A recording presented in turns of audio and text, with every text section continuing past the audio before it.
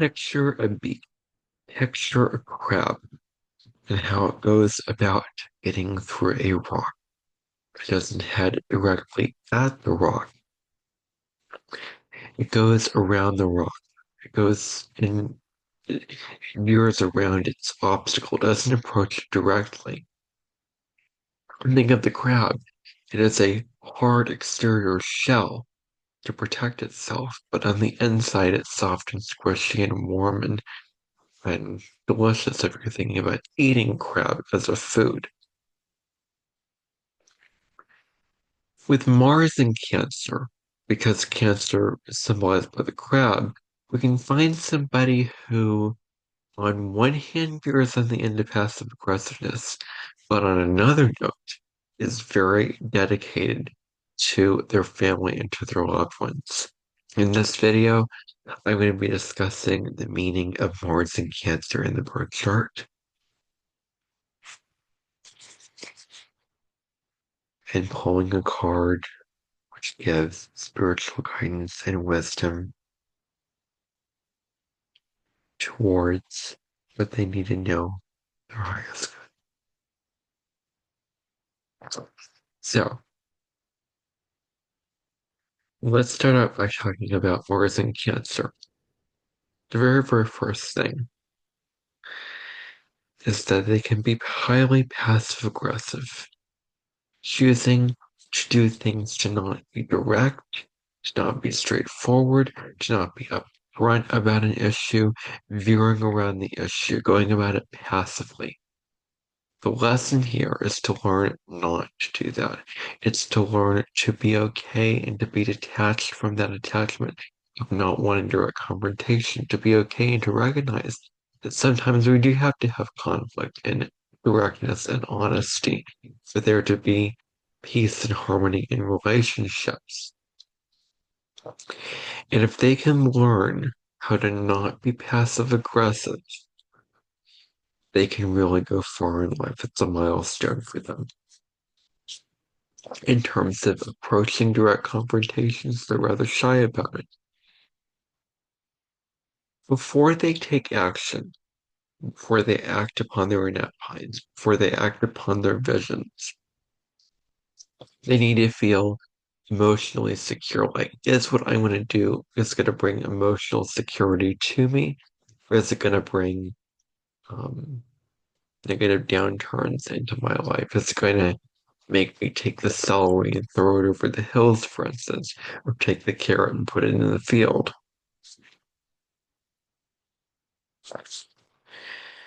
Um, so in terms of sex, their drive has to be tied to an emotional need. They can be very protective. They can also be very therapeutic. These two things are really, really huge qualities. They're very protective over the ones that they love. They're very caring. They will defend them to the end. And there's a nurturing, warm quality to them that can be very therapeutic for people to get into. They can also be argumentative and manipulative. That's another note. This is manipulating others into getting what they want.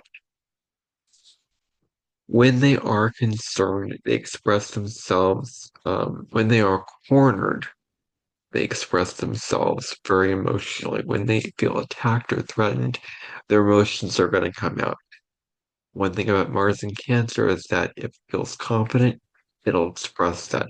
If it feels depressed, it'll express that it wears its heart on its sleeve.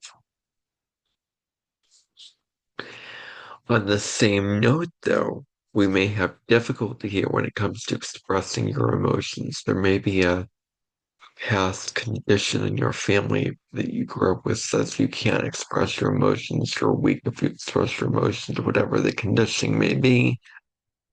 You just have this innate limitation inside of you, this limiting belief inside of you that keeps you from freely and directly expressing your emotions. It's very difficult for you to let your emotions be known and, out there. The actions that you're motivated to take are because of your moods and emotions. Now, they're not one to start a fight. They're not one to make the first move. They don't usually initiate fights. But when they fight, they wear their heart on their sleeve. They're instinctually self-protective and they're very cautious. They're great at caretaking, great at nurturing, great at working with children or cooking, uh, interior design, those kind of things. They can be rather protective, helpful, and dependable in relationships for the long term. People can really rely on them very strongly. Um, Now, with Mars, it gives you drive and energy. What they're driven to do is nurture their family, to fight for their family, to protect and care for whom they love. And this shows up rather obviously in their life. They have strong emotional vigor, strong motivation going on inside them and outside of them.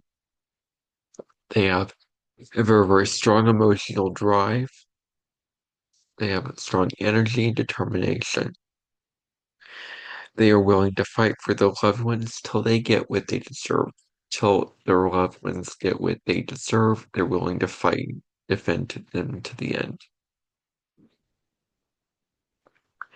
They may be indirect when it comes to fighting, passive aggressive. They may have sudden emotional outbursts at one time, say an issue happens over here, and you don't express that frustration or that anger, and then you end up in another situation, somebody says something, and then boom, you just explode it out, and it's totally unexpected, totally uncalled for. The trick is to express your emotions when you feel them and not bottle them up inside of you, because when you do that, it's like a volcano. The things cook and stir, and then it's going to explode at some point or another. So it's better that you express it when you can in a small, more cordial, less dramatic kind of way than to sit and stew in the emotion and then it just bursts out of you at the wrong time, at the wrong place and situation. That's one of the key lessons of Mars and Cancer for people with Mars and Cancer in their birth chart to learn. Um, they can be independent and diligent workers. They want to earn their coworkers unconditional love and support. They're highly emotionally sensitive. They want to attract a loving and caring partner. That is something very, very huge for them is their emotional sensitivity. They have the enthusiasm to excel at sports rather well. Um, they can reduce the inner strength of the person. That can be a really, really high level with this placement. You will do anything you can do in a heartfelt way, defend and nurturing your family. When you want something, you commit to doing it completely. You're all in to whatever goal or whatever net point or whatever vision you want to manifest in your life. You don't like changes that disrupt your emotional security. Emotional security is at the top of your values. And if there's change and disruption to that emotional security, you're not happy. You're not doing it. You're not going along on that road. You're very sensual. Also, you need tight and close-knit, nurturing connections. You can be very emotionally sensitive. You may prefer working at home or being with nurturing coworkers. Treating them like family might be very ideal for you. You're fiercely protective over your loved ones. Your home may be very important to you, initiating actions that bring comfort and security for you, and those in your life that you value may be a huge value for you. So the actions that you take have to give that nurturing quality to others that you value in your life. You want to pursue goals that will lay strong foundations for you and those you care about. These goals are very, very huge for you in your life. Your ambitions are shaped by your family's past, your lineage, your roots, your goals, your actions may be very well shaped by all these things from your family history, from your legacy of what the past family members left behind. You're very big into honoring traditions. Intimacy, security, and emotional connection are your top values in relationship. You can be very assertive. You can be very assertive, but also nurturing. Strong whilst also being compassionate. You prioritize the lives of your loved ones and your family life very strongly. You protect and care for them. That is your niche right there. Is caring and protecting and nurturing your loved ones. Another key lesson of this placement is to fill up your cup, to give yourself self-care, not to get drained by all the needs of your family and how they need you. Respect yourself enough to recharge your battery, spend some alone time in your room, whatever you need to do, be it meditation or breath work, whatever it is, to calm you down, to replenish your energy. That way you can give when you put yourself first, when you take care of yourself, you can give so much more to the others in your life. A key lesson is having boundaries. To say, I'm going to help you only this much, but then I need to take care of myself equally, or probably more than I'm helping you. You know, drawing that line in the sand is the lesson with this placement. So, to maintain emotional balance, you must express your emotions in a way that feels best for you. You may be very intuitive. You may know who needs your caring and protection at the time that you feel that they need the caring and protection. You're going to give it to them.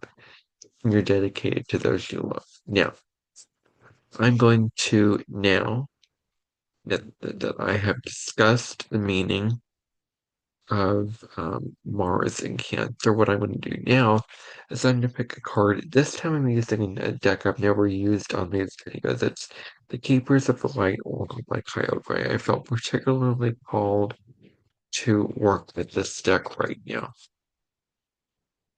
So, let's see what guidance Spirit has to give for somebody with Mars and Cancer. So I'm going to shuffle the cards. I'm going to ask a question and see what insight Spirit has. So my question is, what does someone with Mars and Cancer in their natal chart need to know for their highest good? Let's see what the cards say.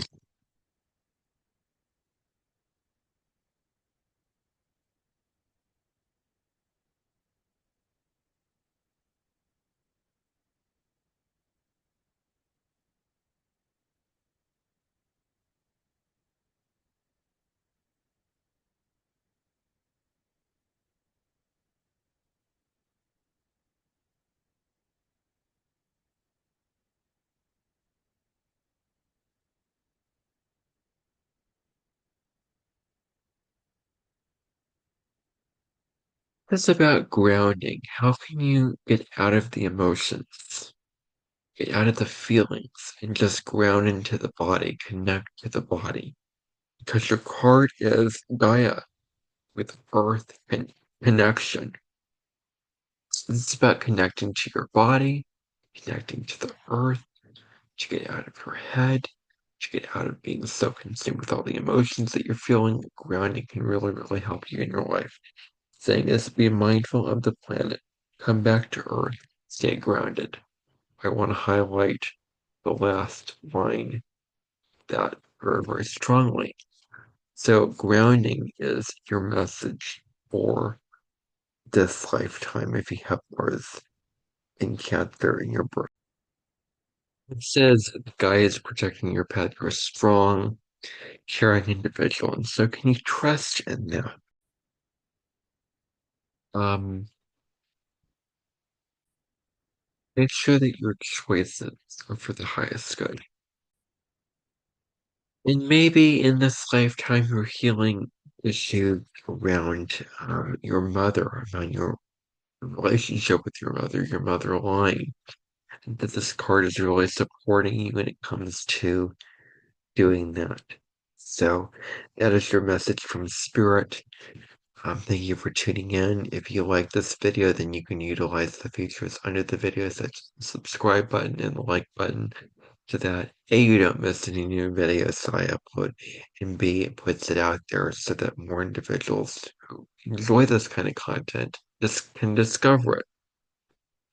Um, so my next video will be on Mars and Leo in the birth chart, which is really all about being big and loud, really all about, um, being confident and roaring like the lion. I think the song, um, you know, Roar, I am a champion and you're going to hear me roar by Katy Perry.